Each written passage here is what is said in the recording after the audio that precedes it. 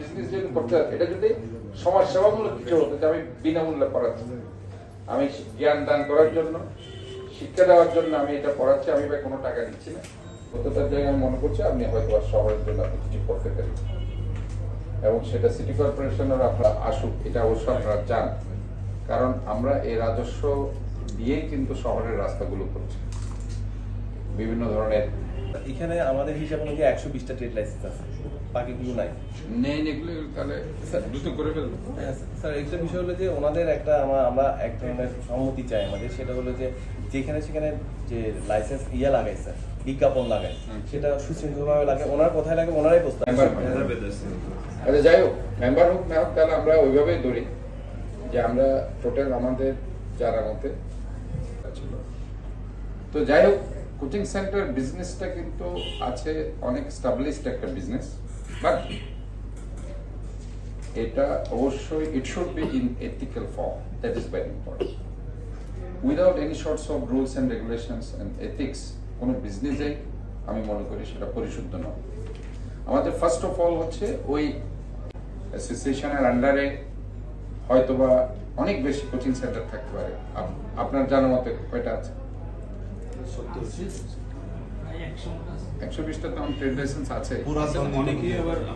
আমার সাথে কাজ করেছে, আমি গিয়ে ব্যানার ছেড়েছি, আমাদের ছেলেদের যে বিভিন্ন রাজনৈতিক দলের ব্যানার আমি নিজে ছেড়ে ফেলেছি, আপনাদের অনেক কোচিং সেন্টারের ব্যানার আমি ছেড়েছি, কিন্তু এরপরে আবার আমি যখন গেলাম দেখলাম যে সমস্ত কোচিং সেন্টার একদম আপনার এই যে চট্টশ্বরী রোড থেকে শুরু করে আমাদের মেডিকেল হোস্টেল যে আছে সেইখান থেকে শুরু করে যে এক নাগারে পুরো চকবাজার পর্যন্ত ব্যানার ব্যানার ব্যানার ফেস্টুন।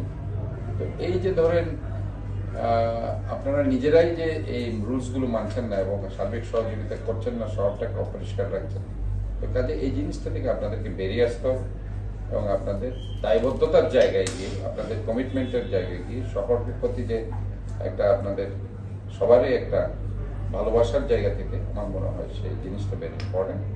এবং আমরা মনে করি এটা করতে পারলেই আপনি ওই 500টির ট্রেড লাইসেন্স করতে হবে যদি ওনারা বিজনেস করেন। আর যদি ওনারা মনে করেন যে আমরা করবো না, তাহলে কোনো ধরনের কোনো অ্যাডভার্টাইজমেন্ট কোনো কিছু আমাদের যাতে চোখে না পড়ে, অথবা কোনো জায়গায় তারা পড়াচ্ছে এই ধরনের কোনো নিউজ যাতে আমরা না, তাহলে এই this is very important thing. আরেকটা হচ্ছে যত্রতত্র অ্যাডভার্টাইজমেন্ট, এটা আসলে বন্ধ করে দিতে হবে। আমরা আসলে বারবার বলছি ভাই, আমরা একটা ক্লিন গ্রিন হেলদি সিটি করার জন্য চিন্তা করছি এবং এই জোনটা ভেরি ইম্পর্টেন্ট, যেহেতু এটা একটা educational institutional zone. So on that basis আমরা চাই এটাকে একটি চমৎকার একটা সুন্দর একটা জোনে পরিণত করতে, একটা ক্লিন জোনে পরিণত করতে।